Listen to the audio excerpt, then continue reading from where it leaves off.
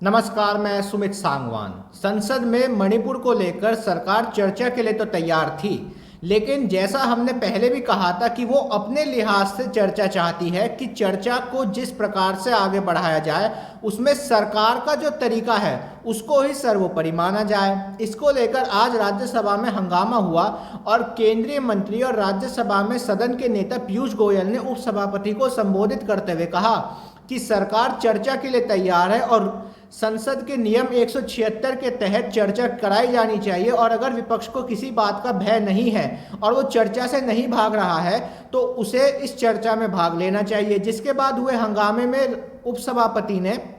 संसद को राज्यसभा को स्थगित किया, लेकिन बाद में संसद जब फिर बैठी, राज्यसभा फिर असेंबल हुई, तो उसके बाद जब उपसभापति ने सदन को ये अवगत कराया कि उन्होंने सरकार के इस प्रस्ताव को स्वीकार किया, तो उसके बाद संसद में फिर जोरदार हंगामा हुआ और राज्यसभा कल तक के लिए स्थगित हो गई। अब इससे पता लगाया जा सकता है कि सरकार अपने अनुसार चर्चा चाहती है, यानी कि रूल 176 के तहत, जबकि विपक्ष रूल 267 के तहत चर्चा चाहता है, जिसमें मणिपुर को लेकर व्यापक रूप से चर्चा होनी चाहिए। लेकिन मणिपुर को लेकर आज की खबरें सिर्फ संसद के गलियारों तक महदूद नहीं थी, बल्कि संसद के गलियारों से बाहर भी मणिपुर को लेकर चर्चा न्याय के मंदिर में भी चल रही थी। यानी देश की सर्वोच्च न्यायालय सुप्रीम कोर्ट के भीतर भी मणिपुर को लेकर आज एक सुनवाई चल रही थी, जिस सुनवाई पर पूरे देश की नज़रें मणिपुर के लिहाज से टिकी हुई थी। और उसको लेकर जो टिप्पणियां आईं और जिस प्रकार से अदालत का रुख इस विषय पर देखने को मिला, उससे एक बात तो ये स्पष्ट हो गई कि आखिर सरकार चर्चा क्यों नहीं चाहती है। और उन टिप्पणियों को, और ये टिप्पणियां किसी भी लिहाज से उन सूत्रों के हवाले से नहीं है जो सूत्र जब भी किसी विषय पर प्रधानमंत्री की चुप्पी या उनकी भूमिका को लेकर संदेह व्यक्त किए जाने लगते हैं तो अचानक से मीडिया के गलियारों में खबरें शुरू हो जाती है कि सूत्रों के हवाले से प्रधानमंत्री यह कार्य कर रहे हैं या सूत्रों के हवाले से प्रधानमंत्री ने यह कहा। क्योंकि मणिपुर को लेकर भी जब प्रधानमंत्री की 80 दिनों से ज्यादा की संदेहास्पद खामोशी और उसको लेकर भी सिर्फ 36 सेकंड पर मणिपुर को लेकर उनका वक्तव्य, जिसमें मणिपुर के साथ राजस्थान और बंगाल, छत्तीसगढ़ का भी जिक्र मिला, तो उसके बाद मणिपुर को लेकर सूत्रों के हवाले से खबर आई कि प्रधानमंत्री प्रतिदिन 3 बार मणिपुर के लेकर गृह मंत्री से चर्चा करते हैं। लेकिन आज जो खबरें आई वो सूत्रों के लिहाज से नहीं, बल्कि देश की सर्वोच्च न्यायालय के मुख्य न्यायाधीश DY चंद्रचूड़ के मुख से निकली। और DY चंद्रचूड़ के मुख से निकली ये टिप्पणियां ना सिर्फ उस नैरेटिव को एक लिहाज से क्षतिग्रस्त और ध्वस्त कर देती हैं जिसे मणिपुर के आश्रय सरकार के द्वारा बनाया जा रहा था, बल्कि यह भी दिखाती है कि किस प्रकार मणिपुर का जो विषय है उसकी जटिलता को सामाजिक जो देश का ढांचा है वो समझ रहा है, देश की न्यायिक व्यवस्था समझ रही है, लेकिन देश की सरकार और देश का सत्ता प्रतिष्ठान इस बात को समझने के लिए तैयार नहीं है। मणिपुर को लेकर बीते हफ्ते शुक्रवार को सुनवाई होनी थी, लेकिन अस्वस्थता के कारण चीफ जस्टिस DY चंद्रचूड़ उस दिन उपलब्ध नहीं हो सके और चूंकि उनकी अगुवाई वाली बेंच ही इसकी सुनवाई करने वाली थी तो सुनवाई को आज यानी सोमवार तक के लिए टाल दिया गया था। लेकिन आज सुनवाई हुई और उस सुनवाई में मणिपुर को लेकर जो बातें कही गई उससे एक बात तो स्पष्ट हो जाती है कि उत्तर पूर्व का ये राज्य, जिसकी आबादी 32 से 35 लाख के बीच बताई जाती है, उस आबादी वाले राज्य की चिंता यदि भारत की सत्ता प्रतिष्ठान को नहीं है तो ऐसा नहीं है कि किसी को भी नहीं है। देश का सर्वोच्च न्यायालय आज भी मणिपुर को लेकर ना सिर्फ चिंतित है, बल्कि मणिपुर में जो परिस्थितियां उत्पन्न हो रही हैं उसको लेकर के आज की टिप्पणियां बहुत कुछ कहती हैं कि केस का रुख किस रूप में आगे बढ़ सकता है। मणिपुर को लेकर सबसे बड़ी बात तो यही निकली और मुख्य न्यायाधीश की ओर से आपकी स्क्रीन पर वो टिप्पणियां आ रही हैं और मुख्य न्यायाधीश की ओर से आज कहा गया और बहुत स्पष्ट रूप से उनके द्वारा ये कहा गया, Manipur violence not isolated but systematic, Why police took 14 days to register FIR? Supreme Court seeks answers from union and state. यानी कि सुप्रीम कोर्ट ने स्पष्ट कर दिया कि मणिपुर का जो ये विषय है ये एक राज्य तक सीमित विषय नहीं है, बल्कि ये एक व्यवस्था के भीतर का विषय है, जहां पुलिस को 14 दिन क्यों लगे FIR दर्ज करने में। क्योंकि तथ्यों के अनुसार और प्राप्त जानकारी के अनुसार 4 मई को घटित घटना में 0 एफआईआर 18 मई को हुई। यानी 14 दिन, 2 हफ्तों का ये जो समय लिया गया, क्या किसी और परिस्थिति में भी इतना ही समय लिया जाता है? इसको लेकर के सुप्रीम कोर्ट की यह टिप्पणी बहुत मायने रखती है और सुप्रीम कोर्ट ने इसको लेकर केंद्र और राज्य से जवाब भी तलब किया। राज्य से यहाँ कहने का तात्पर्य है मणिपुर सरकार और केंद्र से भारत सरकार। और उसके बाद जिस प्रकार से सुप्रीम कोर्ट ने केस पर आगे टिप्पणियां हुई, जिसको लेकर के तमाम, क्योंकि आज वो 2 महिलाएं भी पहुंची थीं जिनके साथ ये दरिंदगी हुई, यानी उस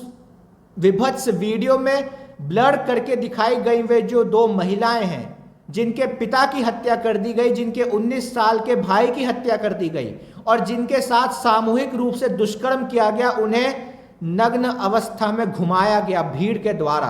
हम समुदायों का नाम बिल्कुल नहीं लेंगे, हम बिल्कुल समुदायों का नाम नहीं लेंगे, हम महिला कहकर ही उन्हें संबोधित करेंगे। उन महिलाओं की आज याचिका थी और उसको लेकर जब ये सुनवाई आगे बढ़ी तो चीफ जस्टिस चंद्रचूड़ का एक एक शब्द इस रूप में आगे चीजों को लेता चला गया जिसने मणिपुर की परिस्थितियों को आगे बढ़ाया। और सुप्रीम कोर्ट का यह कहना कि मीडिया के पास तो तथ्य उपलब्ध है लेकिन सरकार के पास तथ्य उपलब्ध नहीं है, यह हमें हैरत में डालता है। यानी सरकार जो यह बात बार बार कहती है कि हमारे पास उस रूप में तथ्य नहीं है या हम इकट्ठा कर रहे हैं, उसको लेकर आज सुप्रीम कोर्ट ने सरकारी पक्ष को आईना दिखा दिया। और सरकारी पक्ष में लगातार सरकार जो अपने तथ्य भारत की जनता के सामने, सरकारी पक्ष के प्रवक्ता, सरकारी विज्ञापनों पर पल्वित पोषित मीडिया और सरकारी जो प्रतिष्ठान है उसके प्रति हमदर्दी रखने वाले लोग जो तथ्य रखते हैं, हालांकि उनमें कोई तथ्य नहीं होता लेकिन जो वो बात रखते हैं,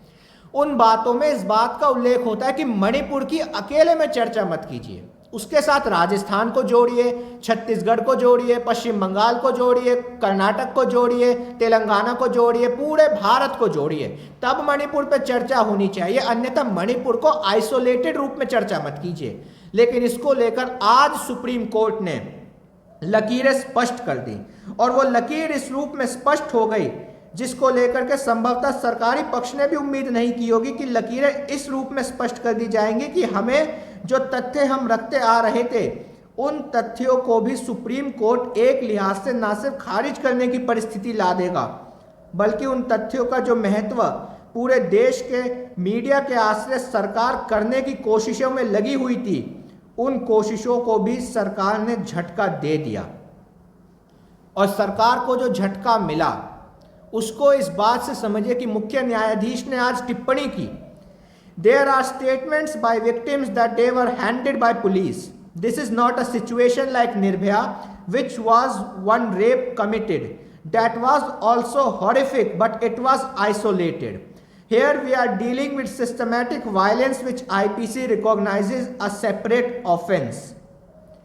यानी कि 2012 में जो निर्भया का हत्याकांड, जो निर्भया रेप हुआ था, जो निर्भया गैंगरेप का केस जिसने पूरे भारत को हिला दिया, उसकी तुलना भी मणिपुर से नहीं की जा सकती। ये पंक्ति बहुत कुछ कहती है, क्योंकि सुप्रीम कोर्ट का ये कहना कि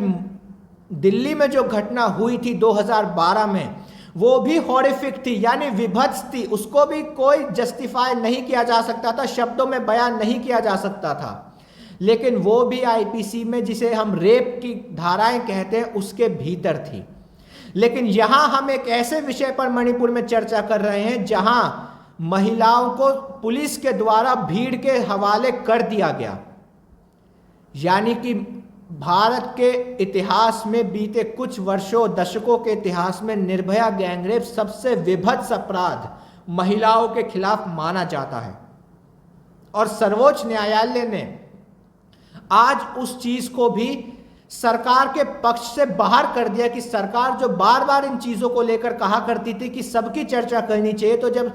निर्भया की ही चर्चा इसमें नहीं हो सकती तो राजस्थान और बंगाल की तो सवाल ही नहीं उठता कि मणिपुर से तुलना हो सकती है।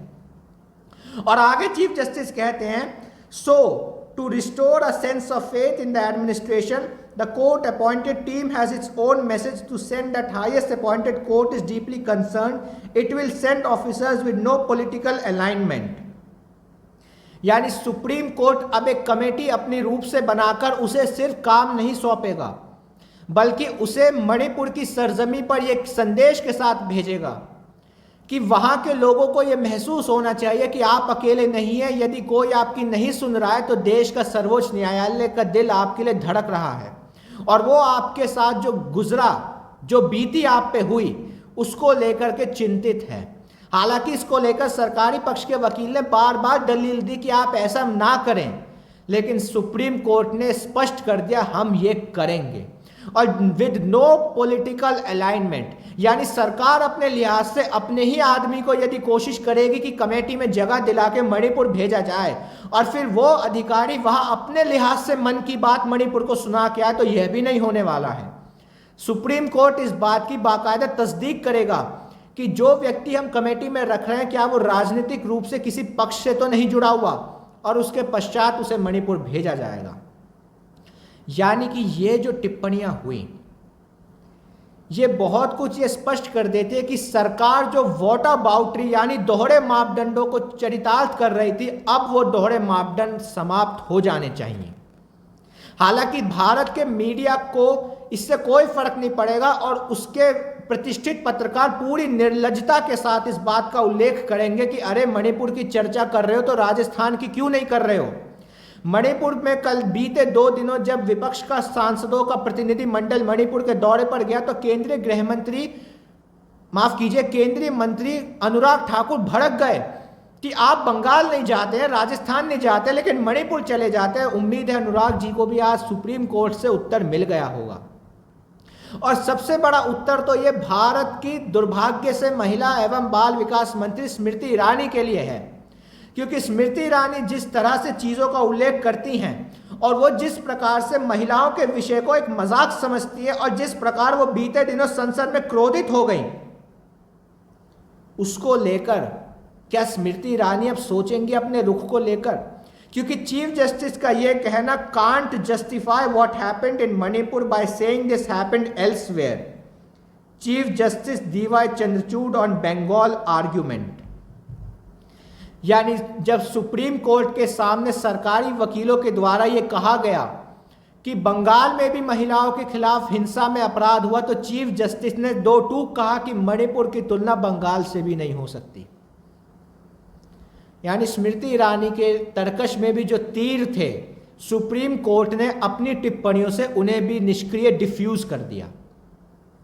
लेकिन इस देश में जब अमृत काल चल रहा हो और कर्तव्य काल चल रहा हो, तो इन टिप्पणियों से सरकारी पक्ष को यदि आप ये सोच रहे हैं कि कुछ लज्जा उनके भीतर संचारित होगी, तो ऐसा नहीं होगा। वो अब भी पूरी निर्लज्जता के साथ संसद के भीतर यदि चर्चा होती है, पहली बात तो चर्चा जिस प्रकार से होनी चाहिए मणिपुर के दर्द और घाव को लेकर वो होती नहीं दिख रही। लेकिन यदि होती भी है तो ये लिखकर रख लीजिए कि सरकारी पक्ष एक बार भी मणिपुर की वर्तमान पे बात नहीं करेगा, वो मणिपुर का इतिहास पूरा गिनाएगा। लेकिन वो अलग बात है कि अपने स्कूली दिनों के दौर में यही मंत्रीगण कक्षा के बाहर खड़े रहा करते होंगे कि हम इतिहास का होमवर्क करके नहीं आए, हम आगे नहीं बोलना चाहते। तो इन टिप्पणियों के लिए सुप्रीम कोर्ट को ना सिर्फ बधाई दी जानी चाहिए, बल्कि इस बात को लेकर थोड़ी आशा भी बंधती है कि यदि सरकारी पक्ष की ओर से भेदभाव की पॉलिसी को संस्थागत रूप से अपनाया जा रहा हो, उस समय आज भी भारत का सर्वोच्च न्यायालय अपने मुख्य न्यायाधीश डीवाई चंद्रचूड़ की नेतृत्व में भारत के भीतर विभत्स परिस्थितियों को एड्रेस करने और उनके सल्यूशन की दिशा में बढ़ने की आज भी कोशिशों में रहता है, जो भारत के ढहते लोकतांत्रिक व्यवस्था के लिए एक डूबते को तिनके के सहारा भले ही प्रतीत हो, लेकिन यह अपने आप में बहुत मायने रखता है कि सुप्रीम कोर्ट ने मणिपुर को लेकर सबसे महत्वपूर्ण रूप से वोटा बाउट्री यानी दोहरे मापदंडों, दोहरे चरित्रों और बेतुके तर्कों को आज एक तरह से पूर्ण विरामित कर दिया। और यह मणिपुर के घाव पर स्नेह लेप लगाने की एक पहली शुरुआत है। देखा जाना होगा कि आने वाले वक्त में किस प्रकार यह केस आगे बढ़ता है। शुरुआत तो संवेदनशीलता के साथ हुई है, क्या इसका अंत भी संवेदनशीलता के साथ होगा, यह देखा जाना महत्वपूर्ण है। अपनी बात को इसके साथ विराम देते हैं कि प्रधानमंत्री को लेकर तो सूत्रों के हवाले से खबरें फिर चलाई जाएंगी, लेकिन वह सूत्र मणिपुर को लेकर अब क्या कहेंगे, जहां मणिपुर की तुलना ना राजस्थान से हो सकती है और ना ही पश्चिम बंगाल से हो सकती है। बहुत बहुत शुक्रिया। नमस्कार।